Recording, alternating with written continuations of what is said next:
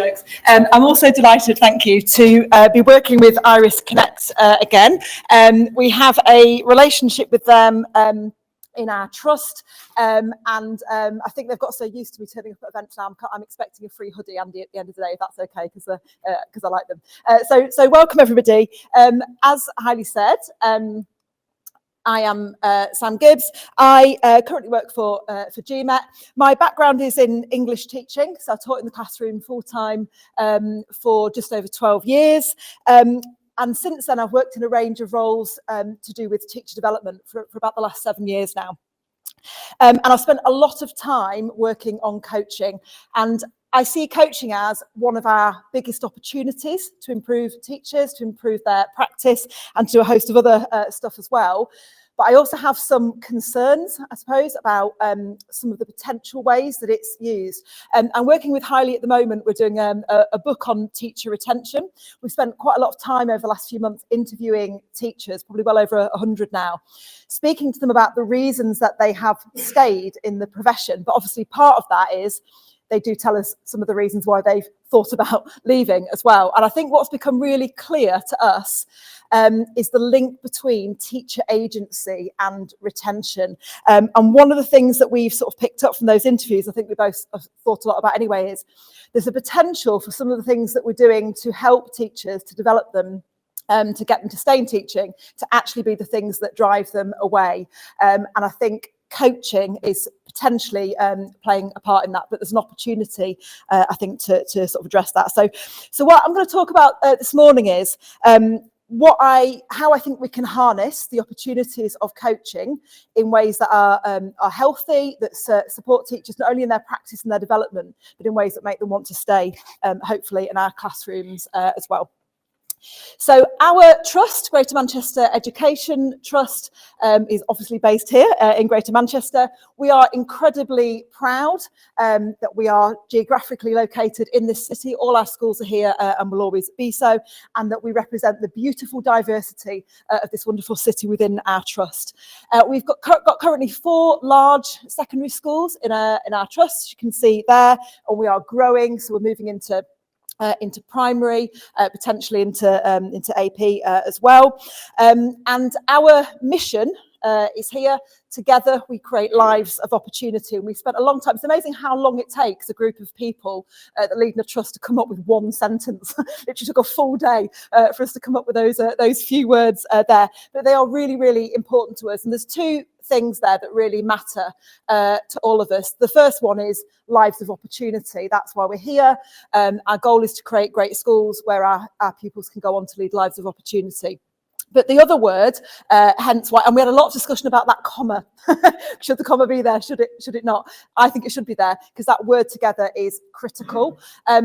A lot of times when people think about multi-academy trusts, they have negative connotations about the way that those trusts work, that they can be quite top-down, that maybe things can be over-centralised. So that's not us. We believe in collaboration. We believe in the agency of the leaders within our schools, and we believe that we are there to serve those schools and to harness and mobilise the best practice of those schools in the interest of everybody within our organisation. So our school improvement model is based very much around collaboration, around networks, around exploring shared solutions to common problems. And developing our people is at the heart of everything that we do. So our professional development strategy is central and critical to all of our work and how we think we can best improve our schools together. So I've been thinking about coaching for a long time, including sort of prior to taking on this role. So when I took up this role, leading professional development across our trust, it was really clear to me that coaching should be at the heart of how we work with our teachers. But we've had a sort of long and interesting journey in terms of how we've tried different ways of coaching. So in the first couple of years in my role, we trialled quite a lot of different coaching models. There was a couple of others as well, with varying degrees of success. My previous experience of coaching had been with something akin to the model in the middle there, which is essentially based on the sort of Paul Bambrick-Centoyo 6-step model. So it's quite precise, it's quite prescriptive. You kind of work through reviewing the progress of the teacher, selecting a step, doing some praise, some modelling, some rehearsal, and we used that for quite a while. It particularly worked in one school. It was our most challenging school, where there was the most instability. There may or may not be a sort of causal link there. But what we found with that model was, once the coaches became very proficient in deploying that model and were able to use that sort of successfully, they were coming to me and saying, Sam, we're finding this is a bit too restrictive, and actually we're not really doing it. We're kind of starting to move towards sort of maybe doing more of our own thing. So this model here on the left was an attempt to sort of try to make that a bit more responsive. So they were sort of saying, well, you know, the models, it's sort of good to a point, but when a teacher develops greater proficiency, when they start to improve, which is obviously the point, I need to be able to, they were saying, be more responsive to what they're saying to me. I want to hand over the reins a bit more, but I don't really know how. So we worked together on this model, which is essentially looks the same. It's the same steps, but the arrows reflect the extent to which the coach should take direction, be more directive or be less directive. And we sort of worked with that for a little while. And it was reasonably successful. More recently, we've moved towards the model sort of over the end there, which I guess is an attempt to loosen the reins even more and start to recognise, well, there are key things that need to happen as part of that process, but actually it's the mechanisms, that the little cogs there in orange from the EF professional development report. How many mechanisms are we actually using? So, you know, all of these have got similarities. There were kind of different iterations essentially of the same thing, but ultimately they are all sort of processes. And we put a lot of time into training our coaches as well. I think I was sort of recognising it's all very well having the process and having the model, but what about the people that are doing it? Where's the time for their professional development? Who's training them? So in the kind of early stages, I created a whole package of training for coaches. This was an early iteration, a kind of introduction to instructional coaching. We got the heads to agree to give some time to training the coaches in our schools, and we kind of went through this, and it was really super detailed. So I'm not expecting you to be able to read that, but obviously you can see the amount. This was part of the handbook that we gave to coaches. I'm very happy to share all of this afterwards, by the way, if anybody wants it. This was a complete breakdown of the whole sort of coaching process for them, because lots of our coaches were new to doing it.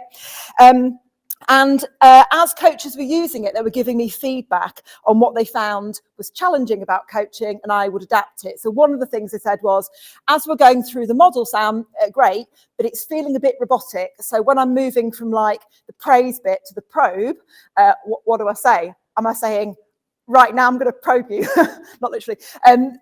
Okay, so we discussed that, and we talked about how could we use some transition prompts to make that seem sort of more fluid.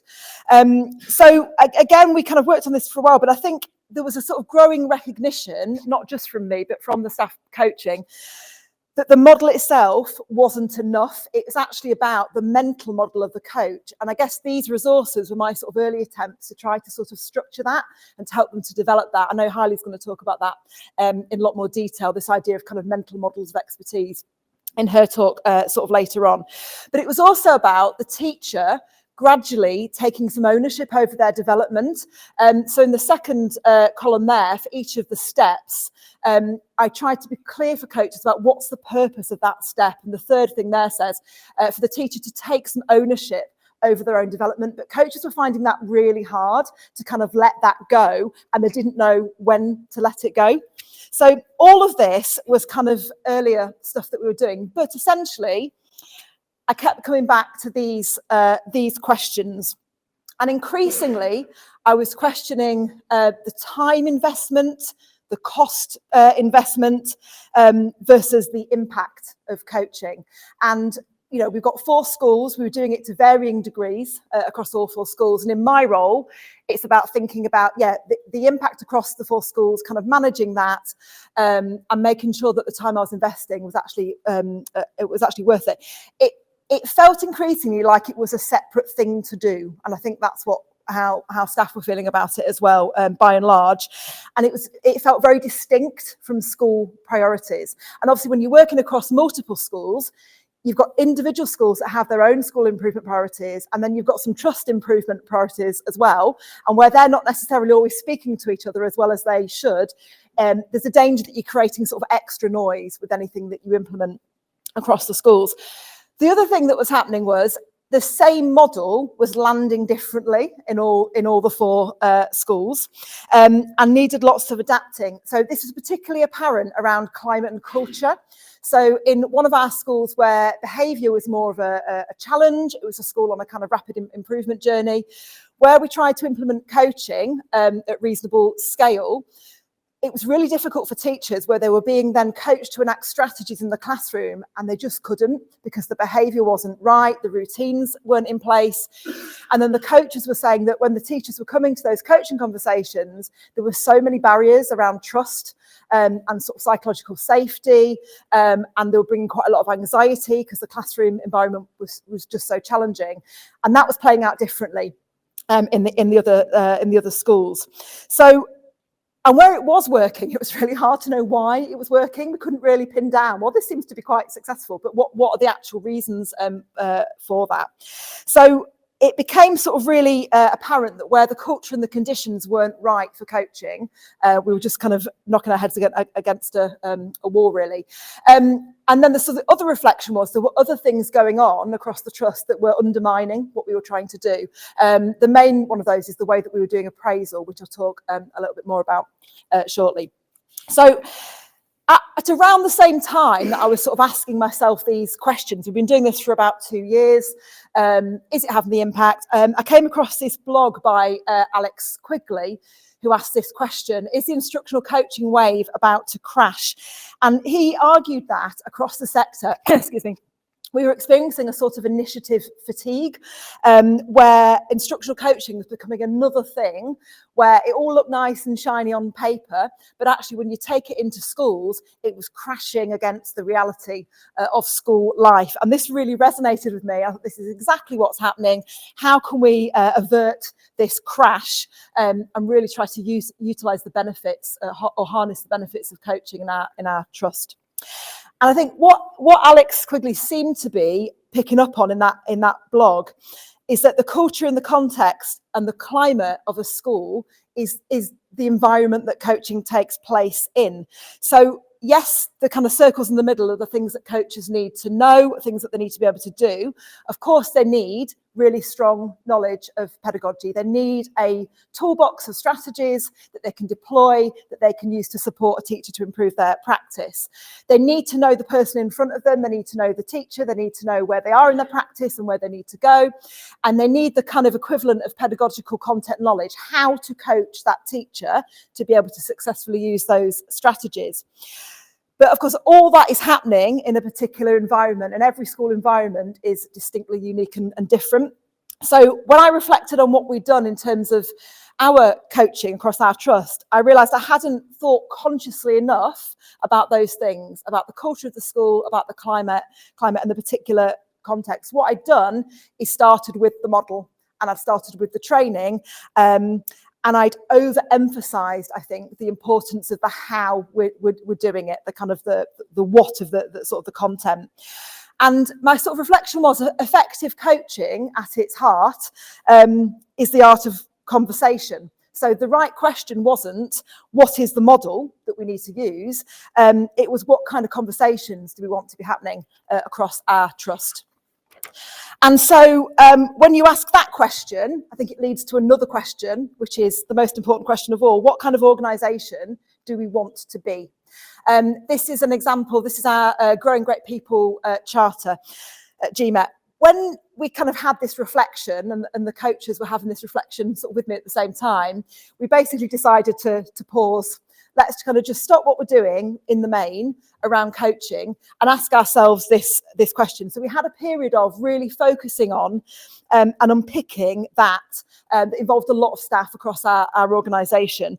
And it was asking that question: if we were to achieve our mission as a trust, together we create lives of opportunity, what would that mean for professional development, and what would that mean for the way that we coach?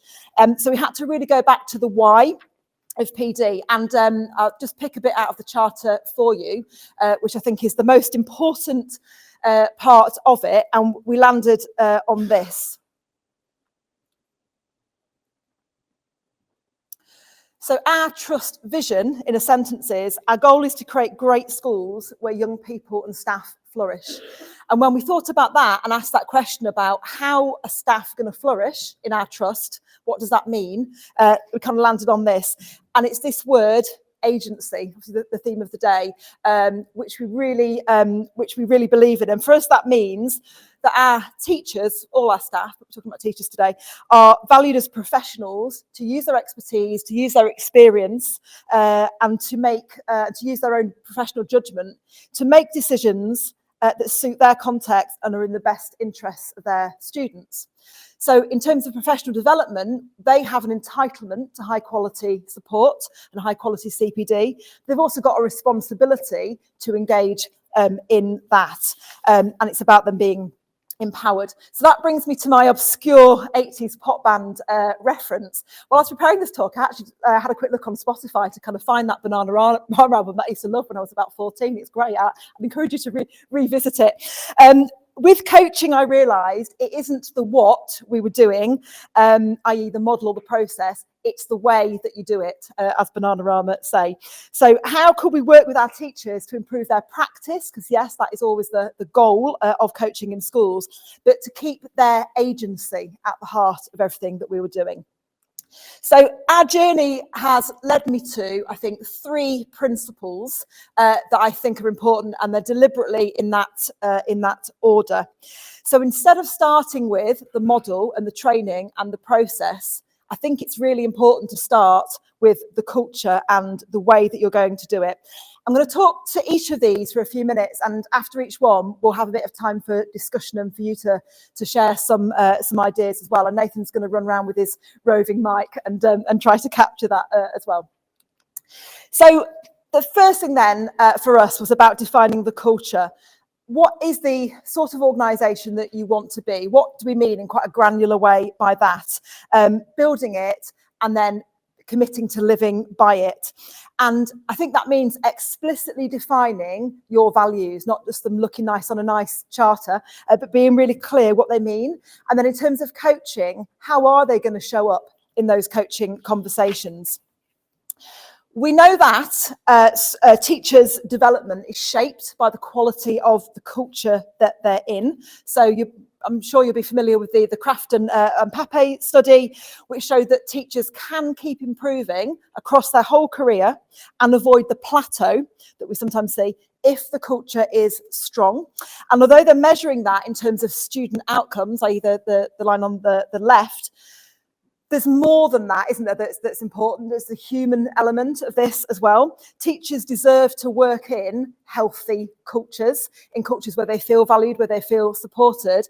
And to go back to the research that Harley and I are doing for our book, it's very clear that there are too many teachers working in environments that are not healthy, that are negatively affecting their well-being, and that's not okay. And we think that's driving partly the retention crisis. So how can we create these strong professional cultures then, and how does that relate to coaching? A reflection for me, or a kind of light bulb moment, came when I came across this paper by Holwick and Lofthouse from 2021, where they talk about the relationship between coaching programs and the culture and the context in a school.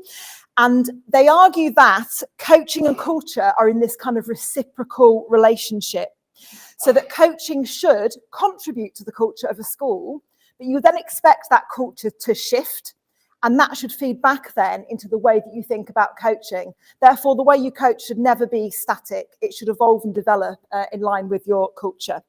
And sort of my reflection was that I tried to, I think, drive through a coaching model, and I'd expected that to change the culture. I'd not really been thinking about this sort of reciprocal relationship.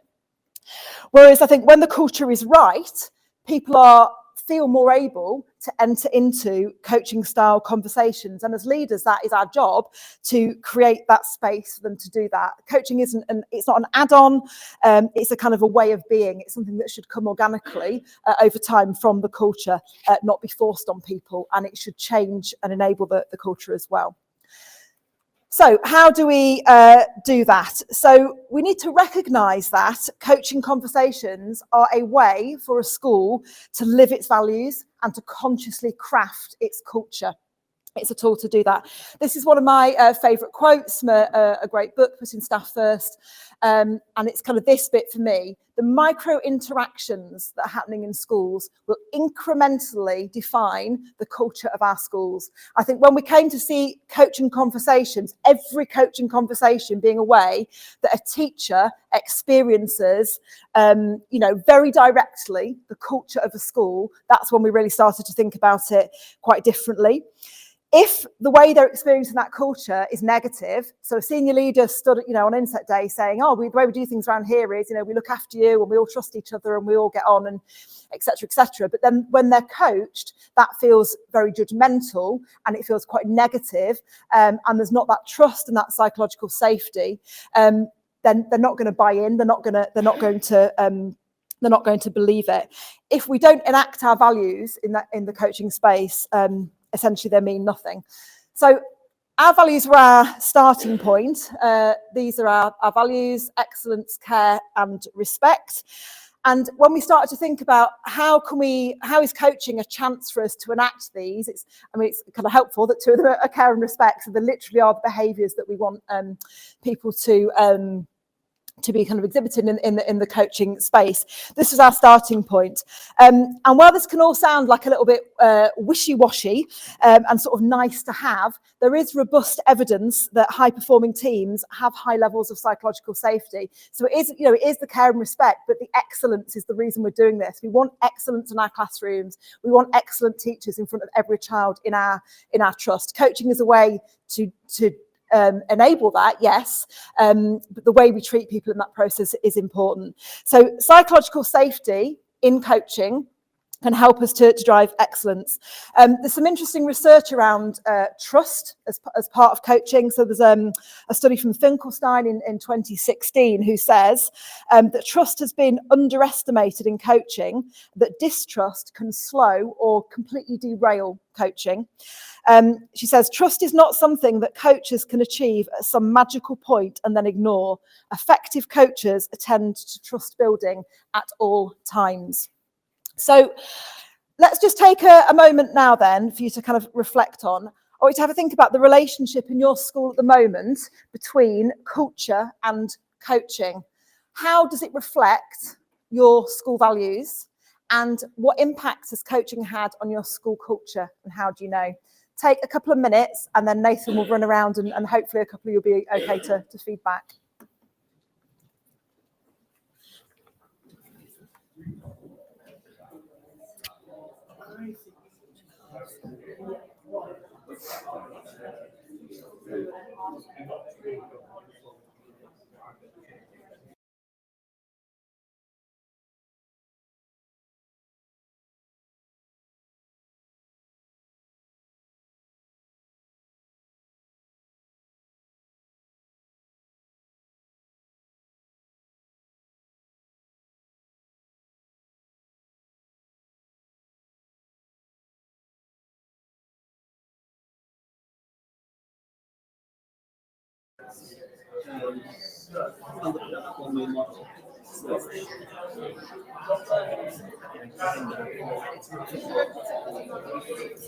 So when I came in, we did previous coaching of single models, decided to do that.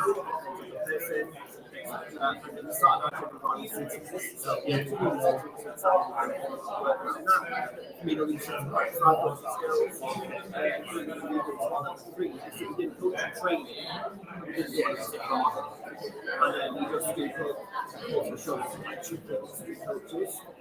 I think there was some work to do on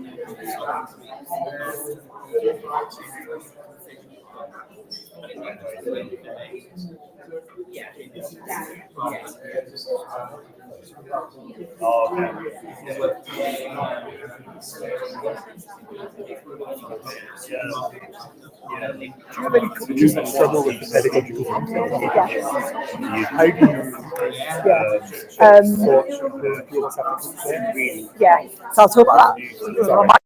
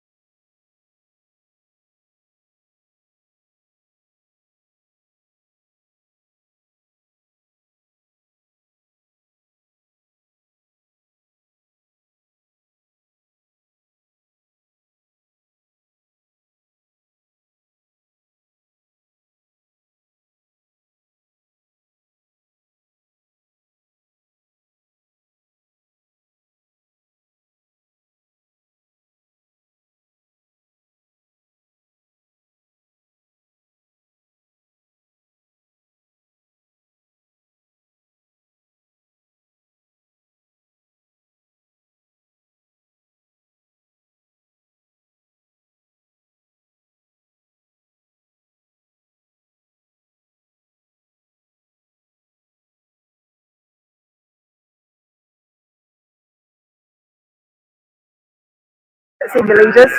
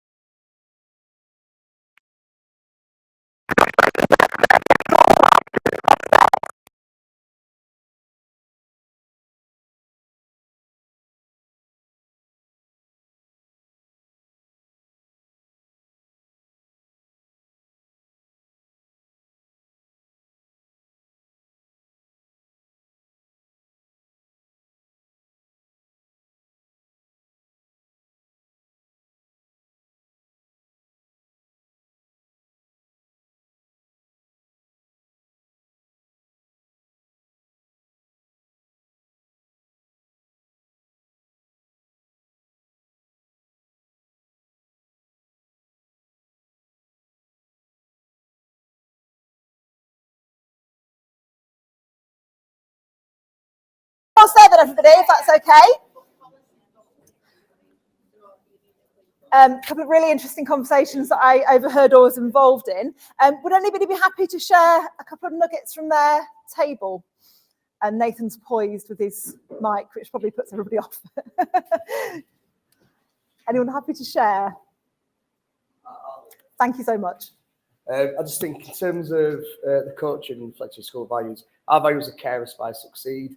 And obviously we've put that into practice throughout the whole system. We've got 82 teachers in secondary school.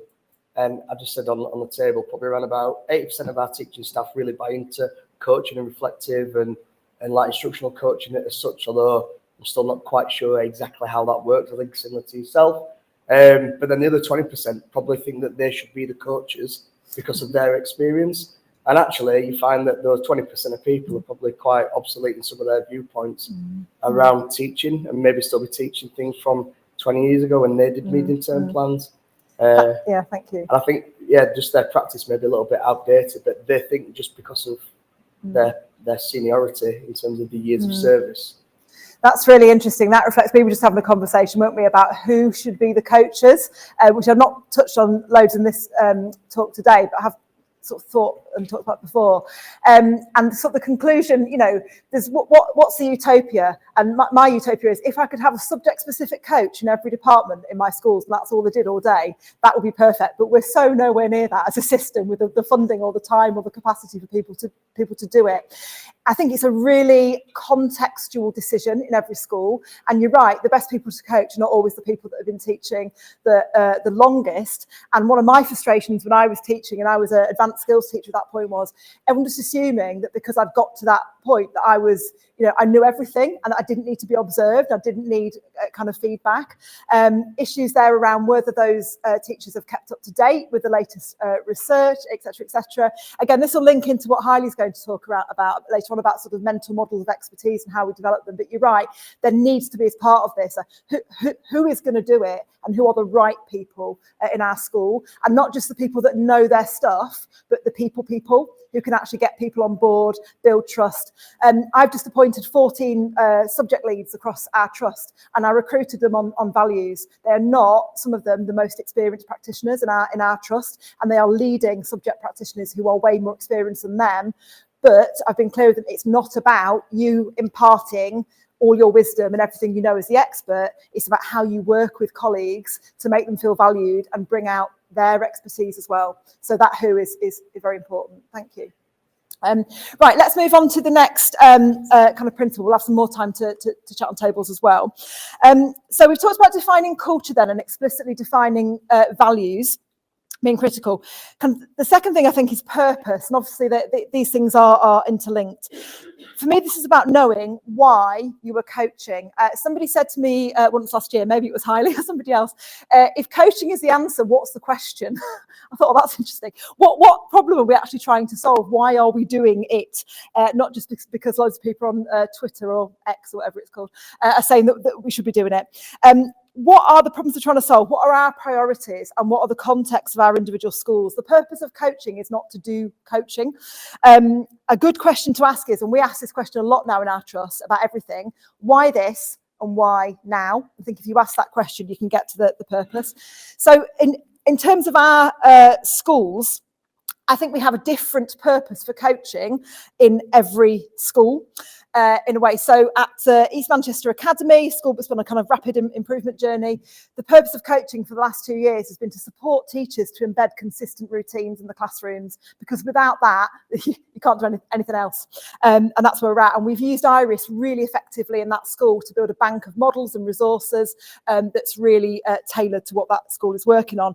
But in Whalley Range High School, one of our other schools, it's been more about creating, coaching has been to create a culture of reflective practice and feedback. We've got a lot of staff that have only ever worked there and have been there a really long time and have not been used to having people in their classrooms or necessarily even to having professional conversations with other colleagues. So there were some sort of barriers to break down there in terms of people's reluctance to sort of want to do that or sort of seeing the value in it.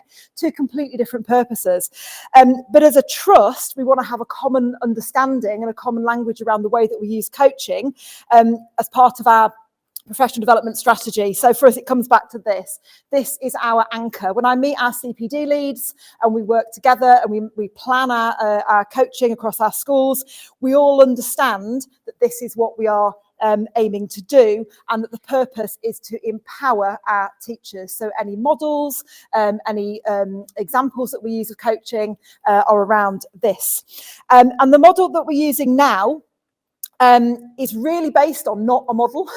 It's based on questions. It's based on asking better questions. This is just a screenshot of our teacher development platform, which we built within our trust to kind of do this. And there's just a couple of things to sort of point out here. And, you know, in retrospect, I've done all this before I did any coaching. So if I could go back in my role 4 years and start afresh, I'd go, right, the first thing I need to do is to define the culture, and then I need to create this platform, and then I need to think about coaching. But schools don't work like that, do they? It's always messy. But a couple of things that we've done that are important. We have a teaching charter that defines excellence in our trust. And that was the big missing bit.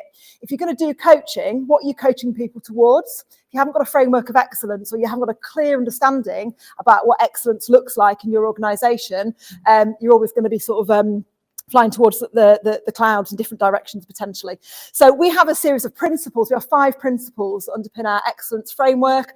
One of them is coherence. That's our working definition. Curriculum, content, skills and assessment work together in unity to support students' learning and development over time. We have a breakdown, and all of this has been co-created with our staff. I've not just done this on my own in a room. We've done this with groups of staff. They fed back, we've redrafted, edited, etc. We have a kind of breakdown of what we mean in terms of curriculum coherence, but this is the critical bit here, kind of these key questions. So we've really sort of broken down, if all of our teachers are to have a really strong mental model around coherence, and this is in relation to the curriculum, what questions would they be asking themselves in order to be able to move towards that? And we've got some here. So what are the concepts of your curriculum? Who's identified them? How are they sequenced? Is the sequencing right? How do you know? Etc, etc, etc. So our coaching model, if you want to call it that now, is basically these questions, and we support our coaches to ask those questions. So although the way that that's structured can look different in all of our schools, for us, it's really important that our coaches are pulling from that same bank of questions, because that's what we've agreed is our kind of model of expertise around curriculum coherence. We're then using IRIS. This has not quite been fully developed yet, but on the right, we're using IRIS to record conversations of where coaches are asking those questions of different staff. We're recording them, we're sharing them so people can get that insight as well. So in terms of the purpose then for us, I think what I'd done is probably got it sort of the wrong way round. And there was some work to do defining what we were working towards. And then we could say, well, why coaching and how is it going to help us for us? And we've landed on coaching being around sort of asking better questions. Just in the interest of time, I'll skip this next bit, so we've got time for the discussion at the end, but just to reflect on individually, how clear are you about the purpose of coaching in your context? And I think interesting, would your colleagues define it in the same way? And how do you know? So if you sat everybody around a table and said, why do we do coaching here? What's the purpose of it? What's it for? Would you get the same answer from everybody? Maybe you would, hopefully you would. But it's interesting to ask that question and sort of see where you land. So finally then, the bit where I started, which I would now definitely do last, is to identify the model or the process that I want to use for coaching to work. And I think only when you're clear the culture you're trying to build consciously, how your values are going to play out and why you're coaching, only then can you really line that up with the what you're going to do, the model that you're going to use. Now, at the moment, a lot of discussion about coaching obviously centres around the teacher, and is around being assured that coaches can work through a process. So instructional coaching, the way it sort of plays out currently, in the way it's most popularly iterated in schools, I think, is about that coach going through the steps, going through the stages of the process. Whereas values-led coaching can feel a bit looser and is therefore even more dependent on the skill of the coach. But the research around coaches and how they feel about their own, a lot of this research was done in the US, but I think is resonant. The research aligns around the fact that a lot of coaches working in schools feel that their role is poorly defined. They're not really sure sort of where it begins and ends, and they often lack the support to do it. So it can feel ambiguous, and it's very contextually dependent. So if you're going to use a model of coaching or a way of coaching that we now do that's based around questions or is a less structured, processing steps or whatever, there are some implications there for the way that you need to think about training and developing coaches, I guess, which alludes to what we were just talking about before. If you're going to be really clear that you're living out your values, and that's, for us, that's to do with respect, that's to do with building trust, to do with care. There needs to be some contracting around that. I mean, this might be something you do anyway. I was doing it before, but I think probably paying lip service to it a little bit more. That confidentiality and that building of trust is really important. So we start all our coaching, when our coaches start working with a new teacher, that's the first discussion that they have. How are we going to work together? How can I support you? What happens if one of us can't turn up? How are we going to let each other know? If you had a bad day, how are you going to let me know about that, et cetera, et cetera. And kind of often reassuring teachers, what we discuss here is between us and it's not being used in your performance management or anything else. A couple of other things to sort of pick out, things that we wouldn't necessarily normally include in training for coaches, or we might just assume that they already know. So some of those kind of softer skills, which we know are really important. If you ask teachers who's the best coach you've ever had, they'll go for the people that they feel listen to them, understand them, that they get on with, that they feel like they trust. But yet when we train coaches, we very rarely talk about this stuff. So listening, kind of being responsive in your coaching, valuing the diversity of the staff that you're working with. So increasingly we are thinking about and trying to work with staff on how we make professional development accessible for neurodivergent staff. Some of them are coming to us and saying, we're sitting through all this training on how we work with students with a range of needs, but actually that's not reflected in the CPD that we're getting. So there's a whole kind of host of other things to think about when you want your coaches to be coaching through your values. So I think what we have done, and we've paused this a little bit at the minute because we've done some other work, which I'll show you in a second, but we've thought about a curriculum for our coaches in the same way that we would think about a curriculum, I guess, for students, and underpinned that with these kind of key concepts. So what we've tried to do, I suppose, is codify to an extent some of the sort of softer skills. So when we talk about, affirmation and highlighting strengths of teachers, what does that actually look like, and how do we do that through our values? And that's included in our training.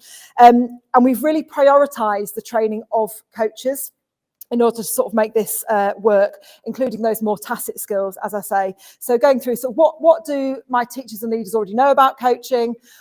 Critically, what are the improvement priorities in the school? So to get rid of that, coaching is just a separate thing that we do. And I've got all this other stuff coming at me from SLT and Inset and CPD and everything else, and then I'm just doing coaching separate to that. How can we make sure that it's aligned? And then what are the sort of pedagogies that we want to include? So for us, that's our teaching charter and making sure that that's kind of reflected, and how we're going to blend it with all the tacit stuff. So I guess they're the questions we asked ourselves in constructing that training, and I'm happy to share any of this, the work we've done on this, with anybody that wants to see it. But essentially, what we've landed on is this. We now underpin our coaching with what we call our values-led framework, which is essentially a sort of framework of what we call ethical behaviours. We've taken our values, excellence, care, respect, and we've really specified what that means in coaching. For example, in terms of respect, our coaches empower colleagues to achieve their individual goals by understanding motivations and interests. They value colleagues' knowledge and experience and are responsive to their needs. And then we've pinned that down to the things we specifically want them to do. So coaches listen to understand colleagues' goals and motivations. They're honest and transparent. They're authentic and share their own experiences and challenges. So for me, without that real granularity about what we mean in terms of how we're asking people to behave to each other, if you don't define it, people will define it for themselves, and then you get sort of different understandings. But also we need to hold each other to account for that. If you don't do that, how can you be sure that you're living your values? And if people aren't living them, and that happens, like how can you hold them to account? So we found that's helped us to think in a different way about coaching, training, and also it's helping us to build that kind of culture of trust. Now, how we use IRIS within that, well, IRIS is not a thing that we do, like another thing for staff to do. It's a really important part of our professional development offer. One thing I realised last year was that the major barrier for me to getting coaching going in this way, and also to using IRIS to develop reflective practice, was our appraisal system. So on the one hand, I was saying, right, everybody, trust, care, respect, values-led coaching, and they'd be like, yeah, but so I've still got 3 targets a year, and I'm still being observed by somebody from SLT in a high-vis jacket and a clipboard, ticking things off, and actually I'm still being paid based on whether that works or not. That was a massive barrier to creating the kind of culture that we wanted to create. So what we've done now is got rid of performance-related pay, we've got rid of old school appraisal, and we've got a process that we call professional learning and improvement. And this is just a screenshot from the platform that staff can see, but essentially their development is underpinned by our framework. So when we talk about Align, which is the first stage in that cycle, they're having a professional discussion where they're setting a goal at the start of the year in line with those frameworks of excellence. They can then go into our staff learning hub, which is over here. They can go into the teaching and learning hub, and there is stuff there they can use to help them to work towards their goal, of which IRIS is a really important part. So we share models of good practice there, of teachers teaching, or of coaches coaching teachers, but it's all aligned to our charter. So the conversations are around how is that teacher demonstrating excellence in line with how we've defined it. So it's kind of really integrated into that system. And then you can't see it on here, but there's another part where you go in and it becomes subject specific. So we've now got subject specific communities across the trust as well, and they explore what does all this look like when you get into English, or when you get into science, or when you get into maths. Again, my ideal is that we take coaching in that direction, and that some of those key questions become quite subject specific, and that's what we're hopefully sort of working towards. So I think we've moved from then with the kind of what we're doing, the model, the process, to the way that we do it. And those of us that are involved in working on it in our schools have this view that this is the way that we do it. We see it as a tool to develop teacher agency. It's to empower teachers, it's not to do stuff to them. It has to align with our improvement strategy.